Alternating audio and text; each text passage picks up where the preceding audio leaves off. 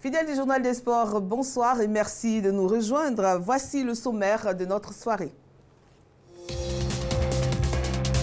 Volleyball. Grosse préparation de l'AS Police avant son déplacement pour la Coupe d'Afrique des clubs champions en Égypte. Les supporters appellent à la mobilisation autour de l'équipe. À l'international, après sa retraite sportive, à 37 ans, Ronaldinho Gaúcho, l'ex-star du football brésilien, entre en politique et rejoint le Parti républicain brésilien. La CAF a procédé au tirage au sort des 4 groupes de la phase de poule de la Ligue des Champions et des barrages de la Coupe de la Confédération. Ce mercredi, au Ritz-Carlton du Caire. Les détails des prochaines oppositions dans ce journal.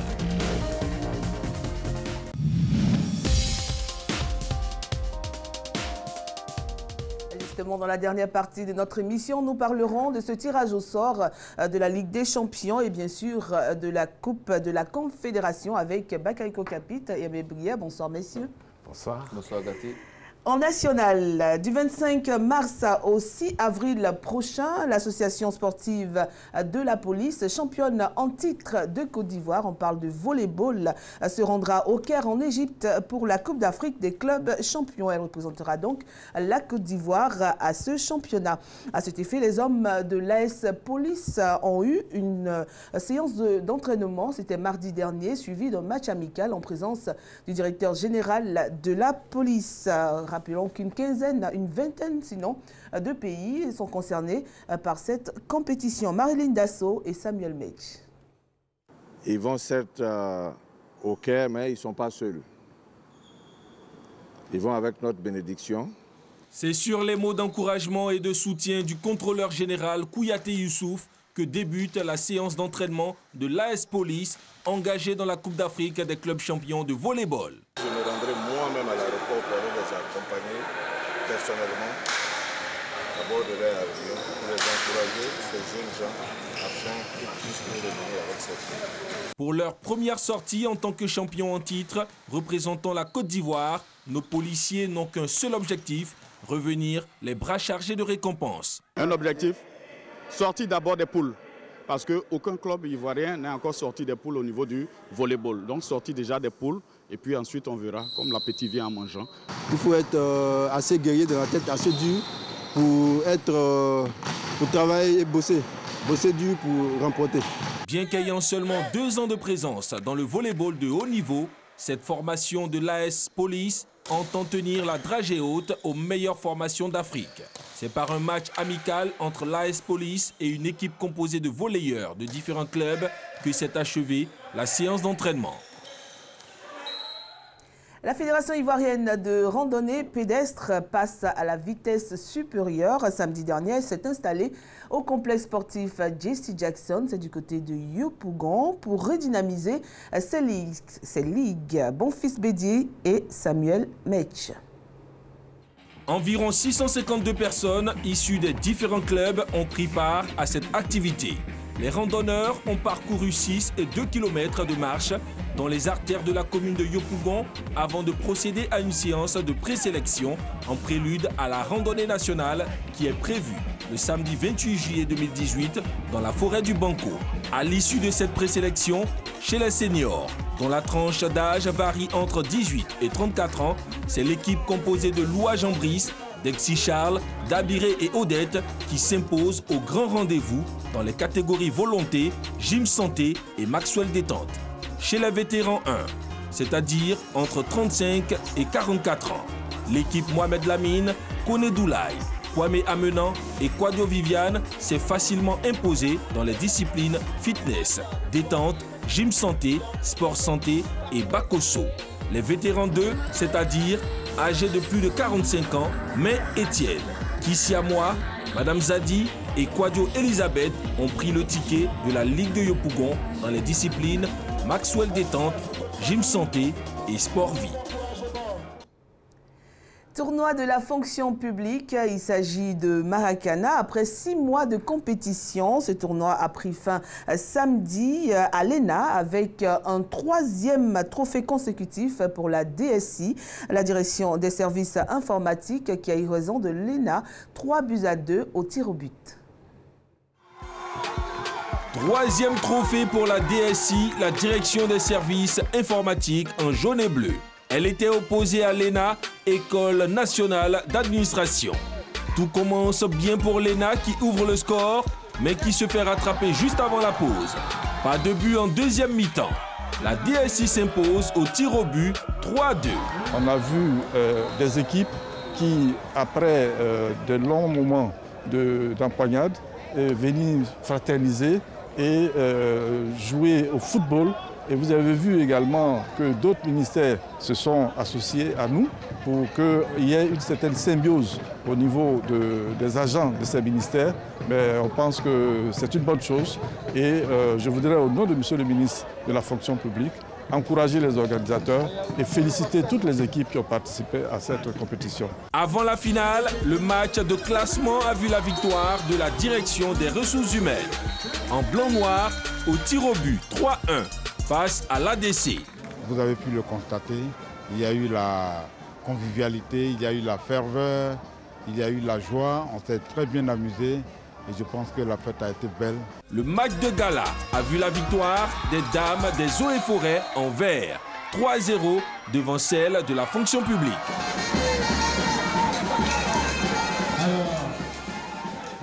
Cette fois sur le plan national, il y a eu donc le début de la saison. Aujourd'hui même, la saison 2017-2018, plusieurs rencontres programmées. FC Afobanou de Kérékou a battu Ange FC 4-1 au Parc des Sports de Trècheville. Et du côté du stade Félix Houphouët-Boigny, la Juventus de Yopougon s'est imposée face à la Jeunesse FC au stade Félix Houphouët-Boigny 3-0. 5-1 pour l'Africa Sport d'Abidjan face à Révélation Foot. C'était à Pégerville. Et puis depuis 18h30 maintenant, 11h des Gagnois affrontent le Stella Club d'Adjamé au Parc des Sports de Trècheville. Voyons ce qui se passe à l'international.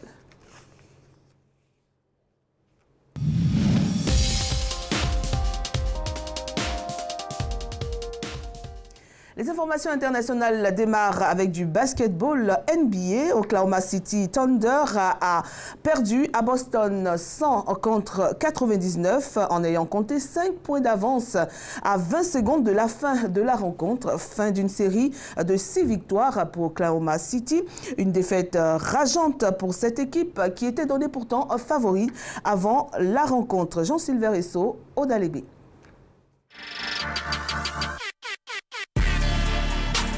L'équipe de Boston vient de mettre fin à la belle série d'invincibilité d'Oklahoma City. Dans un TD Garden où le public a terminé la rencontre debout, Oklahoma City a finalement perdu 100-99 après avoir mené quasiment l'intégralité de la dernière période et avoir compté encore 5 points d'avance 99-94 avec 20 secondes à jouer. L'équipe de Boston vient de mettre fin à la belle série d'invincibilité d'Oklahoma City.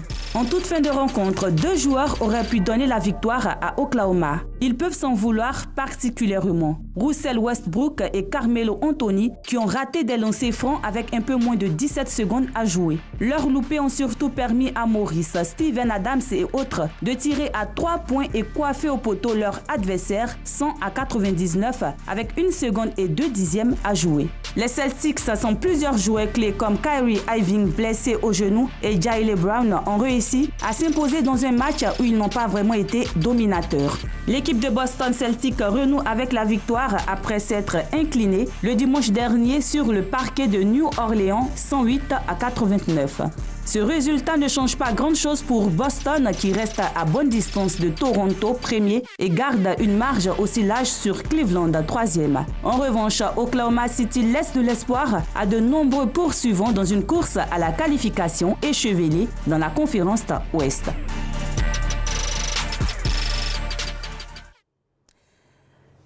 Et on reste toujours aux États-Unis avec la NBA pour s'intéresser au retour de Stephen Curry, absent depuis le 8 mars dernier pour une entorse à la cheville. Stephen est de nouveau sur pied et devrait effectuer son retour vendredi face à Atlanta. Les derniers examens n'ayant rien révélé de négatif, le meneur de jeu des Golden State Warriors a 2 jours pour se préparer et retrouver les parquets après 6 matchs d'absence. et 3 défaites pour les Dubs. Sans lui, les Warriors ont concédé 4 défaites. Et puis, sachez aussi que Kevin Deering et Klay Thompson sont blessés et Draymond Green a quitté le match contre San Antonio lundi à cause d'une entorse bien définie. Cyclisme, deuxième étape du Tour de Catalogne. Alejandro Valverde remporte la deuxième étape de ce tour et s'empare de la tête de classement. Alejandro a tiré son épingle du jeu dans un final incertain devant le Sud-Africain Daryl Impey. Le point de cette deuxième journée. On l'attendait en montagne, mais Alejandro Valverde a pris les commandes du Tour de Catalogne ce mardi entre Mataró et Bals, long de 175,6 km. L'Espagnol, dernier vainqueur de l'épreuve, a déposé au sprint un peloton réduit à Bals et endossé le maillot vert et blanc de meneur. En 4 h 41 minutes 50 secondes, Valverde, âgé de 37 ans, s'est imposé en profitant de l'élimination des principaux sprinteurs, y compris le précédent porteur de la tunique de leader, le Colombien Álvaro Odeg. L'Espagnol s'est montré le plus rapide sur ce sprint plat, devant le Sud-Africain Daryl Impey, deuxième, et l'Australien Jay McCarthy. Cette étape a aussi permis aux vétérans de Movistar de faire le plein de bonifications dans l'optique de la victoire finale. 2 secondes lors du sprint intermédiaire, puis 10 secondes à l'arrivée, ce qui lui offre déjà 12 secondes d'avance sur ses principaux rivaux. Son partenaire colombien Nairo Quintana a lui aussi pris 1 seconde au sprint intermédiaire pour prendre la 4e place du général à 11 secondes de l'Espagnol. C'est déjà la 6e victoire cette saison pour Valverde, parfaitement remis de la grave blessure subie en juillet 2017 sur le Tour de France. Le quadruple vainqueur de Liège-Bastogne-Liège peut déjà regarder avec appétit les classiques vallonnés du mois d'avril, où il sera plus que jamais le favori au vu de sa forme du moment. Et pour être complet sur le Tour de Catalogne, sachez que la 3e étape a été enlevée ce soir même par le Belge Thomas de Gendt en 4 h 14 minutes 48 secondes. Le Belge devient le leader au classement général à 23 secondes d'avance de son poursuivant direct, le vieux routier de 38 ans, l'Espagnol Alejandro. Un mot de football. Ronaldinho, politicien, après le football, le footballeur a officiellement rejoint les rangs du Parti républicain brésilien mardi, c'est hier donc. L'ex-ballon d'or pourrait être candidat aux prochaines élections générales en octobre prochain, après une belle carrière de footballeur couronnée de plusieurs trophées importants. L'ancienne star brésilienne se lance en politique. Et Jean Silver, Samuel Metch. La reconversion de Ronaldinho est bel et bien lancée.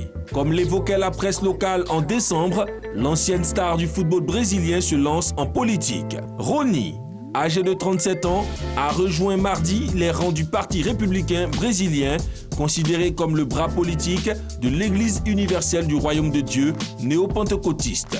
Le champion du monde 2002 et Ballon d'Or 2005, dont la retraite sportive a été annoncée en janvier, pourrait être candidat aux prochaines élections générales prévues en octobre. L'ancien joueur du PSG et du Barça voudrait conquérir le poste de sénateur de l'État de Minas Gerais, dans l'Est brésilien. Selon les médias brésiliens, l'ancien chouchou du Parc des Princes et du Camp Nou aurait même le soutien d'un député du parti, Jair Bolsonaro, qui lui est candidat à la présidentielle du pays. L'homme politique de 62 ans est réputé pour ses positions radicales comme le rétablissement de la peine de mort ou encore pour ses multiples déclarations homophobes et racistes.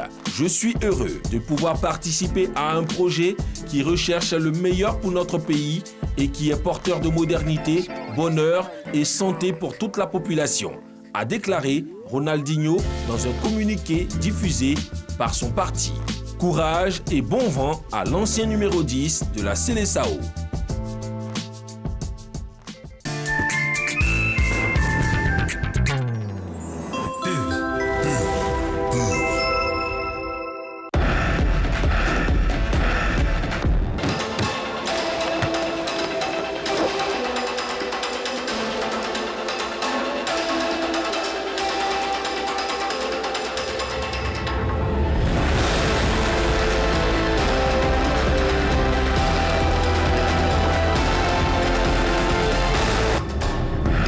Sport. Des soins musclés pour des hommes d'action. Dream.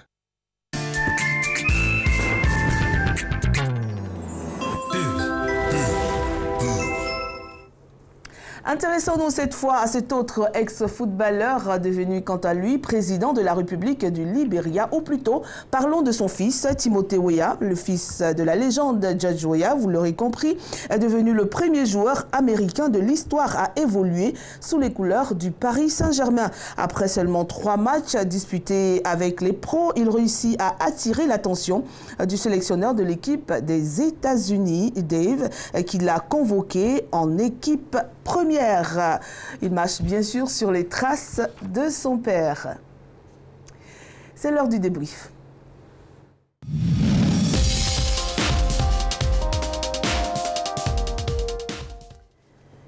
Il y a eu le tirage au sort de la Ligue des Champions, messieurs, et bien sûr de la Coupe de la Confédération pour le tour de recadrage. On va déjà commencer par ce tour de recadrage qui nous intéresse, puisque les équipes de la SEC Mimosa et du WAC font partie donc de cette liste. Et on a les adversaires de ces deux clubs. Oui. Parlons d'abord du tour de recadrage pour dire qu'il s'agit de reverser les équipes éliminées en 16e de finale de la Ligue des Champions, les reverser donc en Coupe CAF. En Coupe CAF où ils sont déjà en 16e de finale. Et de ces 16 rencontres, eh bien, on va trouver les équipes qui vont composer la phase de poule de cette Coupe CAF. Alors, on peut le dire, hein, à notre avis, cette compétition paraît plus sur le plan technique dans les cordes de nos représentants, en tout cas du WAC de Williamsville, hein, oui, du WAC d'Abidjan, qui est vraiment en phase d'apprentissage dans les épreuves continentales. Et le tirage a paru plutôt intéressant. Il ne faut pas dire clément parce qu'il n'y a pas de tirage. On va donner déjà les rencontres de nos équipes. Ça un tirage intéressant, sauf que nos deux représentants vont recevoir à domicile avant de se déplacer. Pour la SEC en Algérie face au Belouizdad et pour les Guêpes de Williamsville, eh bien, ce sera en Guinée équatoriale face au Deportivo Niefang. Alors, ces matchs vont se jouer dans 3 semaines, c'est dire, n'est-ce pas, que eh bien, entre le championnat et les compétitions africaines, nos clubs auront du pain sur la planche. Voilà pour ce qui concerne cette Coupe CAF, dans laquelle on trouvera quand même de belles équipes. Hein. Il y a le Raja de Casablanca du Maroc, il y a le Vita Club de Kinshasa et bien d'autres clubs, mais je pense que c'est des équipes et une compétition qui paraissent davantage dans les cordes de nos représentants. Vous pensez que la SEC Mimosa et le WAC pourront s'en tirer en sachant que la SEC Mimosa connaît son adversaire depuis 2001, pardon. Ces deux équipes se sont rencontrées, un but de part et d'autre au match aller et puis au match retour, la SEC qui s'impose 7-0. Oui, mais c'était la SEC d'une certaine époque. La SEC qui avait à cette époque-là une équipe de génie, une très très grande équipe. Aujourd'hui, l'équipe qui est là n'a pas la même carrure. C'est une bonne équipe, certes, mais ce n'est pas du tout le même niveau. Et on ne sait pas comment l'équipe du Belouizdad d'Alger a évolué, parce que c'est vrai qu'on ne suit pas de très près le championnat de là-bas. Donc c'est une équipe dont il faudra se méfier. Par contre, ce que j'apprécie, quand on voit la façon dont nos équipes ont géré le match retour à domicile, j'apprécie que cette fois, les matchs retour se déroulent en terre étrangère. Parce que nos équipes ont montré que, au fond, à Abidjan, c'est un peu difficile, notamment pour la SEC. La SEC a très bien joué au Bénin, la SEC a très bien joué en Zambie, mais chaque fois, la SEC au Stade Fouet-Boigny a montré vraiment des signes de fébrilité. On espère que cette fois, la qualité qu'ils ont à jouer à l'extérieur permettra à la SEC de se débarrasser assez aisément de cet adversaire, dont il faudra donc se méfier à Abidjan et pas forcément à Alger. Absolument. Donc, on rappelle les oppositions. ASEC Mimosa, CR Belouizdad, aidez-moi, d'Algérie, WAC d'Adjamé contre le Deportivo Niefang de Guinée équatoriale. Et selon vous, ce sont des équipes qui peuvent quand même être prises par l'ASEC Mimosa. On ne va pas se prononcer pour dire que l'ASEC pourra battre ces équipes parce qu'il faut respecter quand même ces équipes également. Mais c'est prenable. Oui, Cathy, il y a de bons précédents. N'oublions pas que le COE de San Pedro est parvenu, le COE de San Pedro, qui compétissait au départ en Ligue des Champions, est parvenu à jouer la finale de cette Coupe CAF contre qui? Contre le National Al-Ahli. N'oublions pas, et plus près de nous, le TP Mazembe, National Al-Ahli. Voilà. Et plus près de nous, eh bien, le TP Mazembe a fait ce tour de recadrage pour remporter cette Coupe CAF. Mais assurément, nos équipes ont un bon coup à jouer. Et si financièrement, bien, les rapports sont moitié pris, eh c'est quand même une cagnotte intéressante. 150 millions pour la phase de poule, ça peut être un objectif intéressant pour nos clubs. Ah, il ne faut pas rater, il ne faut pas rater parce que ça fait une grosse différence dans le budget. C'est vrai que c'est important pour le budget, mais il y a aussi le fait que nous sommes quand même une nation qui a besoin de ne pas continuer sur la pente descendante dans laquelle nous sommes en ce moment. Absolument. Ce sont 2 matchs qui sont à notre portée. Moi, ce que je souhaite, c'est que vraiment, là, c'est que le WAC retrouve très vite la compétition nationale pour être vraiment en jambes avant ces 2 matchs. Parce que ce sont des matchs qui paraissent à notre portée, mais il faut avoir du rythme. Il faut avoir repris la compétition, il faut avoir des gamins qui ont du rythme, qui ont repris même le mot de confiance en eux après l'élimination pour pouvoir gagner ces 2 matchs. On espère que la Secmosa et le WAC vont rebondir en Coupe de la Confédération. On s'intéresse maintenant à la Ligue des Champions. Voilà, on n'a pas d'équipe ivoirienne dans cette ligue avant de pouvoir décortiquer toutes ces équipes en fonction de leur situation géographique. On va déjà voir les poules. Je rappelle que le tirage au sort vient de s'achever du côté du Caire. C'est en Égypte et le groupe A comporte donc Township Rollers du Botswana, Kampala City Authority d'Ouganda, Espérance Sportive de Tunis, de Tunisie bien sûr, et puis Al-Ahli. Voilà, Al-Ahli d'Égypte. Voilà, moi j'aurais dit Al-Ali, mais c'est Al-Ahli d'Égypte. D'Égypte parce qu'il y a un Al-Ahli au Soudan, il y a un Al-Ahli en Libye. Donc, vous prononcez tellement bien que ça me plaît en fait. Al-Ahli d'Égypte, voilà. Votre avis sur ce premier groupe? Eh bien, ce sont les Égyptiens qui sont tête de série. Nous pensons que si les Amalkaoui avaient été qualifiés, eux aussi auraient certainement été crédités de la tête de poule. C'est une poule A qui paraît intéressante pour les favoris que sont les Égyptiens d'Al-Ahli et puis l'Espérance Sportive de Tunis, dont on pensait qu'elle aurait même pu être tête de poule. Maintenant, la bonne surprise, c'est Kampala City et puis c'est surtout cette équipe de Township Rollers du Botswana. Mais pour parler de manière plus générale, Cathy, tu parlais de la mainmise des clubs d'Afrique du Nord. Effectivement, oui, il y a 2 clubs algériens, Sétif, et deux Algériens, 2 Marocains, 2 Tunisiens et un Égyptien. On verra tout ça dans le détail tout à l'heure. Le temps pour nous de revoir ces groupes-là à la loupe. Groupe A. Le groupe A, on en parlait tout à l'heure avec Al-Ahli. C'est la tête de liste. On a l'Espérance Sportive de Tunis, l'équipe d'Ouganda et l'équipe du Botswana. Pour moi... C'est équilibré? Non, pas du tout. Les 2 équipes du Maghreb partent largement favoris. Sauf à démontrer sur le terrain par les 2 qui sont arrivés. Le Botswana et l'Ouganda, ce sont des équipes difficiles à jouer. Hein? Elles sont difficiles à jouer, mais je veux dire, c'est une compétition qui demande d'avoir de l'endurance. De l'expérience. De l'expérience. Donc, sur la fréquence des matchs, sur la fréquence des voyages, ce n'est pas du tout évident pour les clubs qui n'en ont pas l'expérience.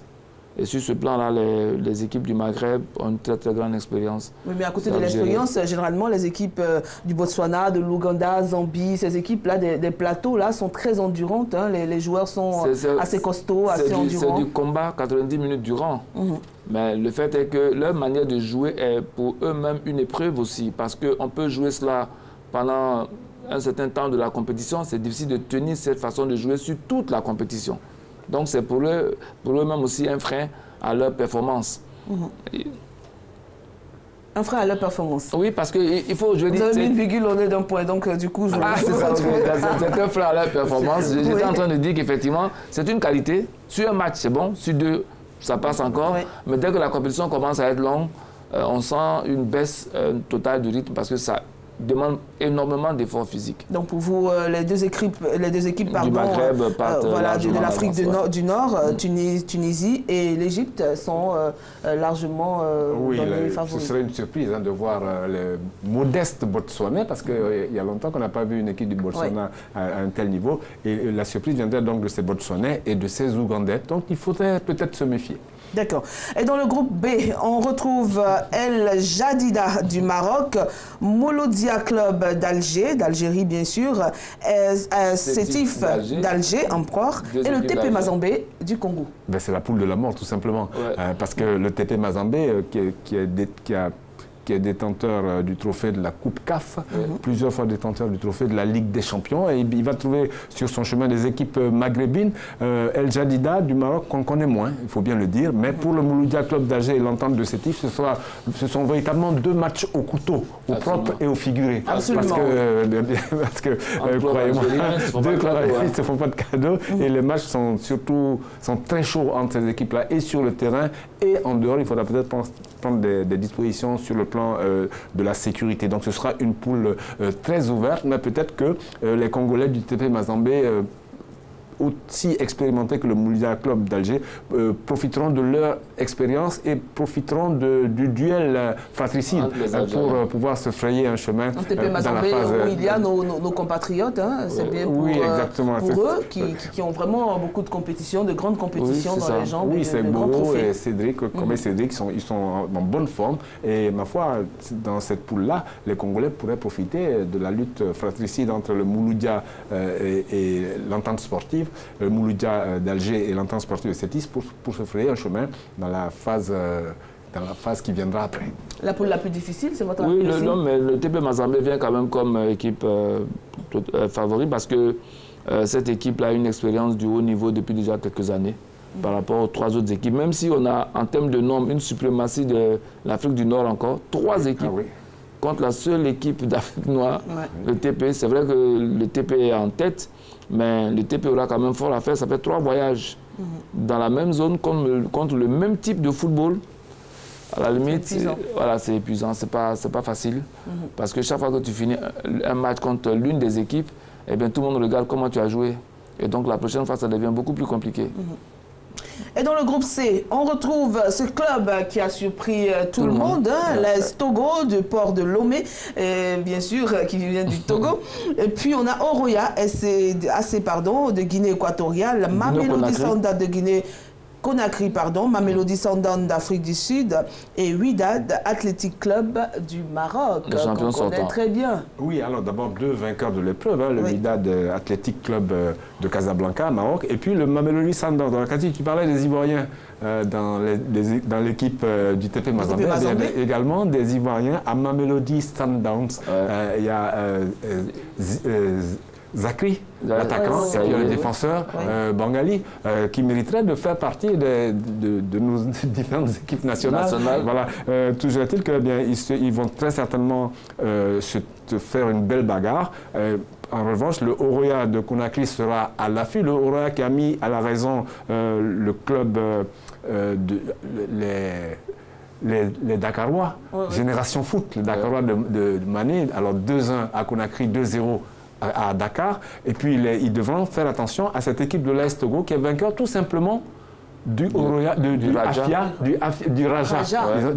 de Casablanca. Donc voilà, après avoir battu le Afia de Conakry. Donc il faudra faire attention à cette équipe surprenante de l'AS Togo. Mais là encore, hein, l'AS Togo, port de Lomé et le Oroya, de Oroya de Antoine Soare, le président de la Fédération guinéenne de football, pourrait créer la surprise en cas de défaillance de Mamelodi Sundowns ou moins probablement de Wydad de Casablanca, à mon avis. En fait, on notera que dans cette poule, on a les 2 seuls représentants de l'Afrique de l'Ouest dans la même poule. C'est dommage. Il aurait été peut-être plus judicieux que les 2 soient dans 2 poules différentes. On notera ensuite que le vainqueur de la coupe, le vainqueur sortant, c'est le Wydad, qui dans cette poule apparaît l'équipe la mieux armée pour sortir de la poule tranquillement. Le Mamelodi Sundowns, qui a une expérience de la compétition, a déjà remporté une fois, a joué une finale, est vraiment positionné aussi. Donc du coup, nous on est curieux de voir qu'est-ce que nos amis de l'Afrique de l'Ouest qui ont fait jusqu'à présent un parcours assez surprenant. On est curieux de voir ce qu'ils vont sortir pour sauver l'honneur de l'Afrique de l'Ouest. Et on souhaite vraiment que l'AS Togo Port de Lomé tienne toutes les promesses que cette équipe représente en ce moment en termes de capacité de créer la surprise. On attend de voir, mais ce n'est pas les favoris en ce moment. On les attend, c'est les challengers en fait. Que ce soit le Roya ou l'AS Togo, ils arrivent vraiment comme des challengers par rapport aux deux autres. Il va falloir les bousculer. Et pour moi, ce sont des équipes que je n'ai jamais vues jouer, donc j'attends vraiment de voir ce que ces équipes développent en termes de jeu pour apprécier les chances qu'elles ont de sortir de ces poules.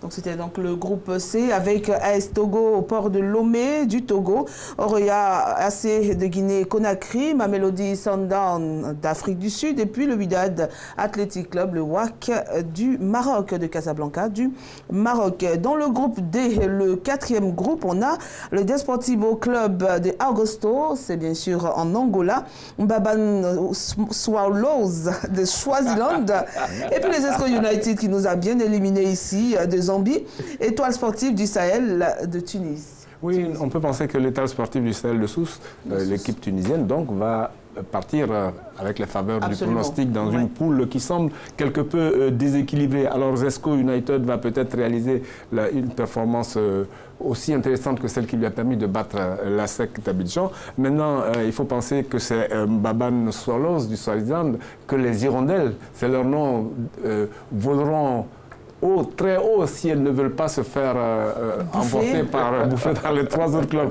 Deportivo Club de Agosto, on demande à voir, c'est un peu une curiosité parce que du côté de l'Angola, on a l'habitude de voir ce niveau Primeiro de Agosto ou bien Libolo. Mais là, Deportivo Club de Agosto, c'est un club professionnel, ils sont professionnels en Angola, ils ont certainement un bon niveau et on demande à voir, mais l'Étoile sportive du Sahel de Sousse paraît avoir les moyens de monter en quart de finale, c'est ça, puisque la phase d'après, c'est les deux premiers qui sont qualifiés, qui vont disputer les quarts de finale. Je confirme surtout que Zesco a démontré que c'est une équipe qui sait voyager.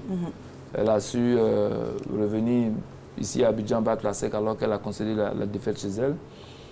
L'Étoile sportive, ça on connaît, c'est un certain niveau, c'est le niveau du football de l'Afrique du Nord qui est en ce moment le football du meilleur niveau en Afrique, qui se pratique en Afrique, en termes de football pratiqué, en termes d'organisation, en termes de management.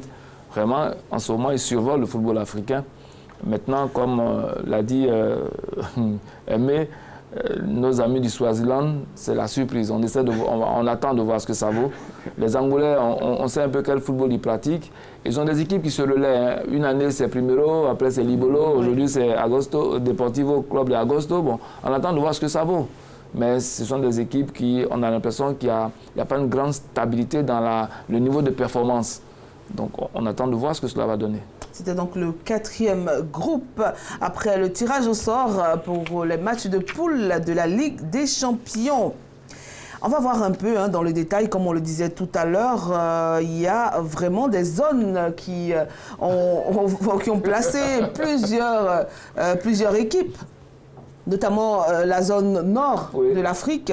7-6-16. 7, carrément. 7 équipes qui vont donc prendre part à ces phases finales. On a le Wydad Athletic Club de Casablanca, on a Sétif d'Alger, Étoile sportive du Sahel, Espérance sportive de Tunis, MC d'Alger, et puis Al-Ahli d'Égypte, et puis Al-Jadida du Maroc. Ah oui, tout simplement. Alors, on a 2 clubs marocains.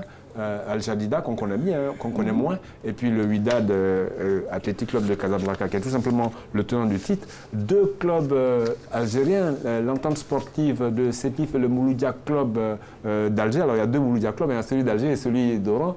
Et puis il y a également 2 clubs tunisiens, les étoiles, l'étoile sportive du Sahel de Sousse et l'Espérance sportive de Tunis. C'est quand même la suprématie, c'est carrément la suprématie. Ce sont des habitués. Et puis face à ces 6 équipes, enfin, avec ces 6 équipes, on a Al-Ahli qui est le club le plus titré en Afrique, tout simplement. Eh bien, c'est dire que le football maghrébin, que ce soit, enfin, surtout au niveau de club, mais même au niveau de l'équipe nationale, on l'a vu dans les compétitions. Il revient, le football maghrébin, il revient en équipe. À présent, l'Égypte a le plus grand nombre de trophées remportés. Absolument. Oui, alors, oui, exactement. Et l'Égypte, où on ne joue pas au football au Caire, on joue à Alexandrie et puis dans 1 ou 2 stades à Ismaïli. Et tous les clubs du Caire vont jouer à Alexandrie ou bien vont jouer à Ismaïli. Mais malgré cela, le championnat égyptien sort de bons champions.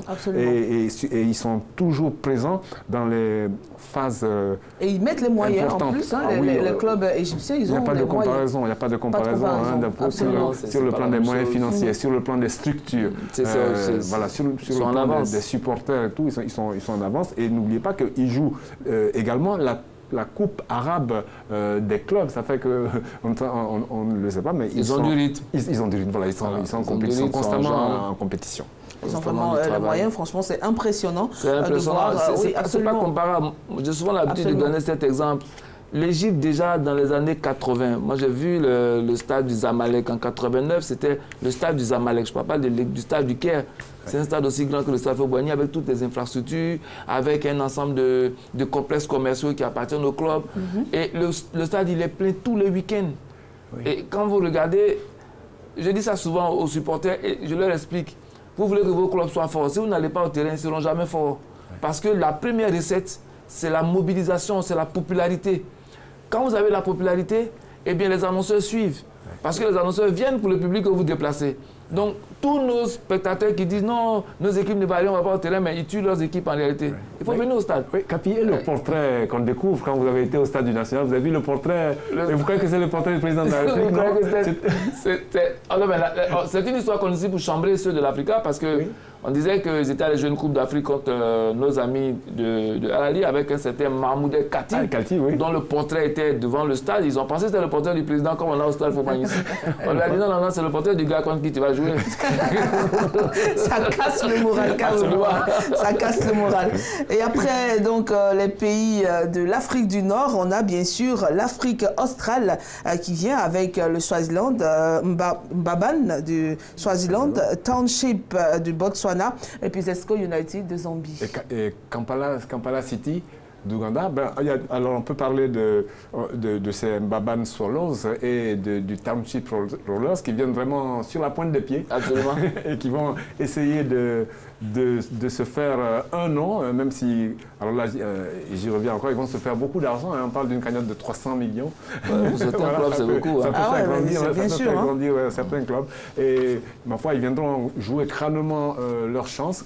Et ma foi, c'est l'occasion pour eux de progresser, hein, de gagner en expérience et de gagner sur le plan technique également. Et il est bien dommage, hein, quand on voit ces équipes-là jouer, il est bien dommage que de grands clubs comme ceux du Nigeria, Enyama, Plateau United, ou ceux de la Côte d'Ivoire, l'Afrique de l'Ouest, c'est inexplicable. Justement, vous entamez sur l'Afrique de l'Ouest, il y a que 2 clubs dans cette compétition. Il y a 2 et lesquels bon, le Roya commence à être un habitué hein, de cette phase de poule, hein, qui est un objectif du club hein, pour chaque compétition. Mais l'AS Togo Port de Lomé est la grande surprise.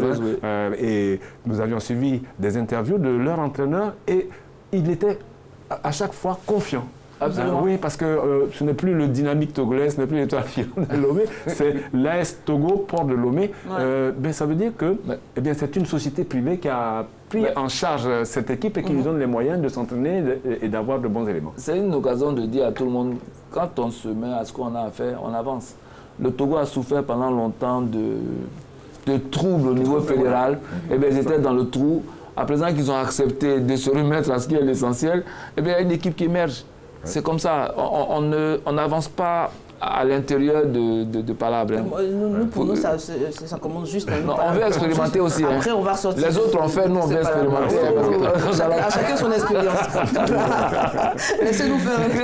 Il faut qu'on goûte un peu, voir ce qu'il y a dedans. Absolument. Et après, on fait plus. Oui, mais pour revenir à l'Afrique de l'Ouest, je pense que pour nous, l'absence du Nigeria, aujourd'hui, montre vraiment que l'Afrique de l'Ouest, on est dans des clubs qui tiennent par des hommes.